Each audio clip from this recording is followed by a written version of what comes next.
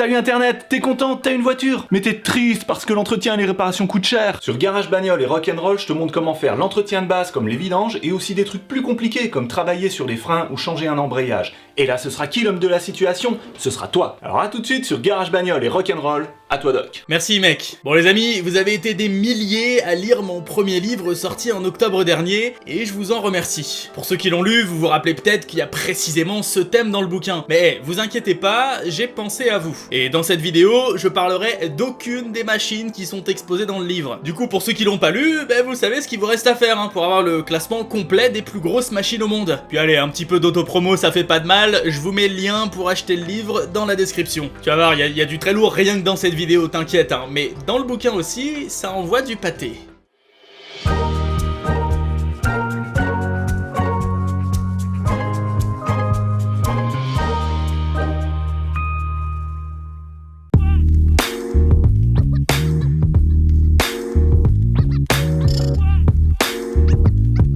Je sais pas toi, mais moi je suis comme Sheldon dans The Big Bang Theory. Je surkiffe les trains depuis tout petit. Bon ok, je suis pas capable de te réciter de mémoire tous les types de locomotives par ancienneté, mais ça m'a toujours fasciné ces énormes saucisses sur rail qui foncent à toute vitesse. Du coup forcément, je me suis intéressé aux plus grands trains dans le monde. Enfin, les plus longs surtout, parce qu'un train trop large, ça sert pas à grand chose vu la standardisation en général des rails. Et même là, il y a encore quelques nuances. T'imagines bien que les trains avec ou sans passagers, ça change pas mal de trucs, et que ça se ressent sur les records de longueur. Quand ils doivent transporter des passagers, les trains sont en général plus courts, mais le plus long atteint quand même 1,1 km d'écart entre sa locomotive et son dernier wagon. Je te présente le GAN, deux locomotives qui tirent 44 wagons pour un total de 2156 tonnes. Ce gigantesque serpent métallique traverse toute l'Australie entre Darwin au nord et Adélaïde au sud. Et le plus long train sans passagers, on le retrouve encore en Australie. En même temps, vu l'étendue du pays, c'est un petit peu normal. Sauf que ce train-là, il n'a été utilisé qu'une seule fois en 2001, tellement sa taille de mastodonte est pour l'instant plus handicapante qu'avantageuse. En fait, les Australiens l'ont construit pour tester les limites de taille de tels véhicules. Et ils sont quand même arrivés à construire un train de 7,3 km de long, rien que ça. Il fallait 8 locomotives de 4500 chevaux chacune pour tirer les 682 wagons de ce Godzilla des trains.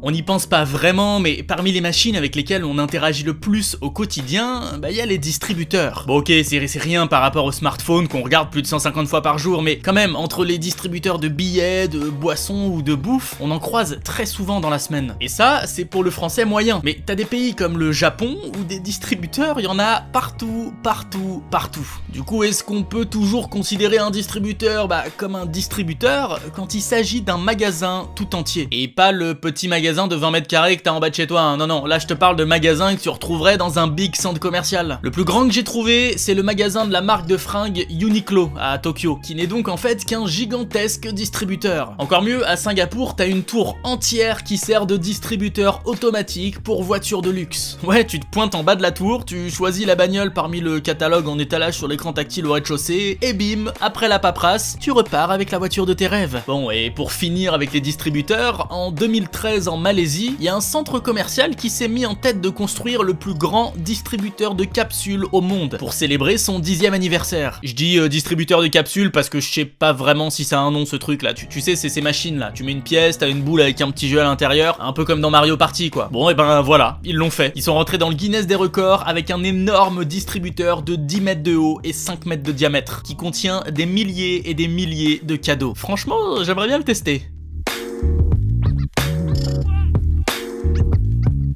Des grosses machines faites pour se faire mal entre humains, il y en a des tonnes et des tonnes. Donc histoire de pas trop polluer le classement avec, je vais consacrer juste une partie de la vidéo pour vous parler des meilleurs. Enfin, encore une fois, un meilleur c'est peut-être un peu trop gay comme terme pour qualifier ce genre d'engin. Bon déjà, niveau machine de combat, t'en as deux assez étonnantes parce qu'elles remontent à la Seconde Guerre mondiale. Je veux dire, on aurait pu penser que ça fait quand même 70 ans qu'on en aurait construit des plus grosses depuis, mais visiblement non. D'abord, t'as le Schwerer Gustav, un canon allemand mis en activité en 1941, dont le record de taille n'a jamais été dépassé. En tout, la machine faisait 47 mètres de long, dont 32 rien que pour le canon, qui pouvait balancer des obus à plus de 45 km de distance. C'est long 45. Et c'est aussi les Allemands qui détiennent le record du char le plus massif de l'histoire, le Maus. 10 mètres de long, 4 mètres de haut, 4 mètres de large, 188 tonnes. Le truc qui en impose un petit peu sur le champ de bataille. Tiens, et puisqu'on parle de machines anciennes, là on va revenir carrément 2400 ans en arrière, en Grèce. Je vais te parler de l'Hélépole, qui encore aujourd'hui détient le titre d'arme de siège la plus grande jamais construite. Ce sont des tours de 9 étages, 40 mètres de haut, 21 mètres de large et qui pèsent dans les 180 tonnes. Bon, le seul souci c'est qu'il fallait 3400 hommes à l'intérieur pour la manœuvrer. En même temps, les moteurs c'était pas encore au point à l'époque, hein. Fallait y aller à la force des bras. Et sinon, pour faire un énorme écart temporel, on revient en 2017, puisque la Russie vient d'annoncer le mois dernier avoir mis en circulation le nouveau plus gros sous-marin nucléaire existant qui transporte à son bord plus de 2000 ogives nucléaires. Oui, ça fait légèrement flipper.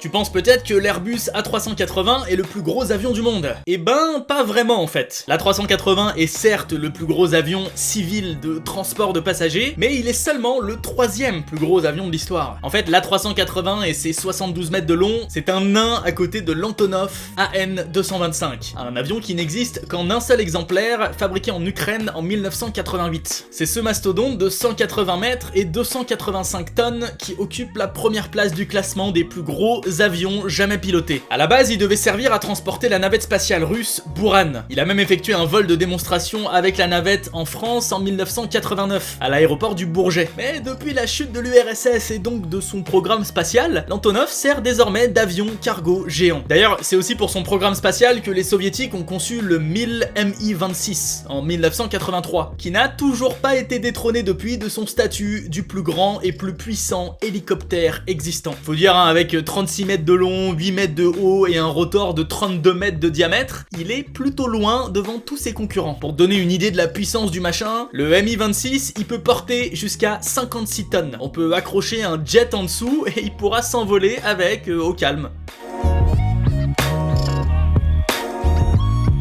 Bon, si on parle machine, on parle forcément robot. Lui, je vais vous en parler parce que je le trouve juste ultra stylé. Il s'agit du plus grand robot jamais construit capable de marcher. Mais c'est surtout un putain de dragon cracheur de feu. Bon, désolé, je m'emballe un peu, mais qu'est-ce que vous voulez que je dise devant ça? En plus, le dragon est télécommandé et super méga réaliste. Il a même des émotions faciales et il peut saigner à certains endroits. En même temps, être réaliste, c'était le but, hein, puisque ce monstre de 16 mètres de long, 12 mètres de large et 8 mètres de haut a été construit en 2012 en Allemagne pour les besoins d'un des plus vieux théâtres du pays, le Drachenstich. Bah, je peux t'assurer qu'il a dû faire flipper pas mal de spectateurs depuis 5 ans. En plus de savoir cracher du feu, le dragon peut marcher sur des reliefs accidentés grâce à 7 mouvements différents possibles pour chacune des 4 jambes. Et surtout, il peut aussi battre des ailes. Bon, ok, il peut pas s'envoler, mais c'est clairement mon robot préféré.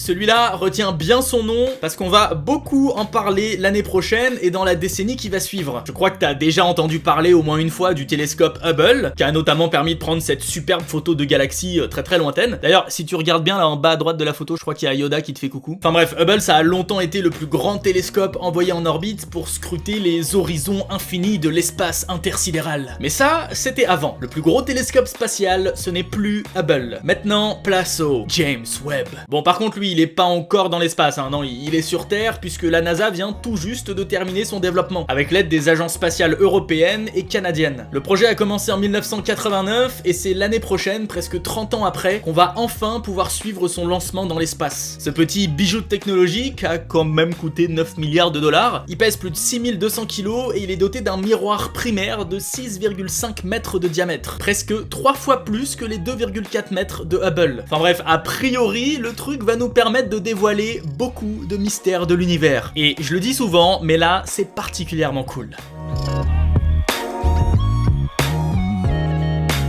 Pour finir cette liste en beauté, je me suis dit que j'allais vous faire un petit florilège des plus grandes machines un peu insolites que j'ai trouvées au gré de mes recherches. Et pour vous mettre direct dans le bain, enfin dans la salle de bain, on va commencer par les plus grandes toilettes au monde. Voilà la bête. C'est des toilettes fonctionnelles, hein, sauf qu'elles ont jamais vraiment été utilisées pour ça. Elles se trouvent dans l'Indiana aux États-Unis, dans un musée pour enfants un petit peu insolite. Et la cerise sur le gâteau, c'est que les gosses ils peuvent tirer la chasse d'eau et se faire emporter dans un toboggan. Bon, par contre, avec ma corpulence, je crois que c'est mort pour moi. Et pour tout le monde qui a plus de 8 ans en fait. Sinon, toujours aux States, pas très loin, dans l'Ohio, tu peux également croiser sur ta route le plus grand iPod du monde, accroché sur le mur d'un immeuble comme un panneau publicitaire. Mais là, c'est pas seulement une pub. L'iPod est totalement fonctionnel. Il joue de la musique pour le voisinage. Bon, par contre, les écouteurs, c'est pas pour tes oreilles, hein. Les trucs, c'est des enceintes qui font 2 fois ta tête. Un peu insolite également, t'as les objets et les véhicules du quotidien, mais en format géant. Comme l'exemple d'un aspirateur fait exprès pour une émission de télé californienne. Une réplique fonctionnelle d'un aspirateur Dyson, mais en format XXXXL. Avec 6 mètres de haut, il est certifié par le Guinness des records comme le plus grand aspirateur au monde. T'as aussi la plus grande moto, hein, qui est ultra impressionnante. 9,7 mètres de long, 5 mètres de hauteur pour un poids de 14 tonnes. C'est sûr que tu vois pas la route de la même manière au volant de ce monstre. Et allez, puisqu'on parle de moto, voici la plus grande voiture au monde. D'ailleurs, je me demande comment ça peut bien rouler ce truc-là. Un peu comme on se demande comment les Tekel se démerdent pour marcher. En longueur, cette limousine Tekel, elle dépasse 30 mètres. Il faut 26 pneus pour supporter tout ce poids. Par contre, à l'intérieur, c'est la classe intégrale, hein. Un jacuzzi, un lit, t'as même un hélipad au bout. Et puis, pour l'anecdote, la voiture n'avait pas le droit de circuler sur les routes, hein. Elle avait été construite pour le cinéma, et dans la pratique, elle pouvait se séparer au milieu pour être bien articulée. Et puisqu'on finit ce classement en parlant de voiture, le mec qui a fait l'intro a une chaîne qui parle de ça. Bon, en vrai, j'y connais rien, j'ai pas de voiture et je suis une brêle totale en mécanique, mais j'ai quand même regardé par curiosité sa chaîne et mon Dieu, ce que c'est stylé. C'est vachement intéressant, c'est très didactique et surtout c'est super pratique si t'as besoin de conseils dans ce domaine. Donc voilà, si ça en intéresse certains d'entre vous, hésitez surtout pas à vous abonner à sa chaîne. Il y a du taf, ça fait plaisir à voir et je suis sûr que vous allez kiffer. D'ailleurs, vous allez tellement kiffer que vous pouvez déjà me mettre un pouce bleu pour me remercier de la découverte, hein, ou alors parce que vous avez aimé la vidéo, hein. De toute façon, il n'y a pas de mauvaise raison de bourriner le pouce bleu. Oubliez pas non plus de venir me rejoindre sur Twitter, Facebook ou encore Instagram. Et moi je vous dis à la prochaine pour une nouvelle vidéo. Salut Internet.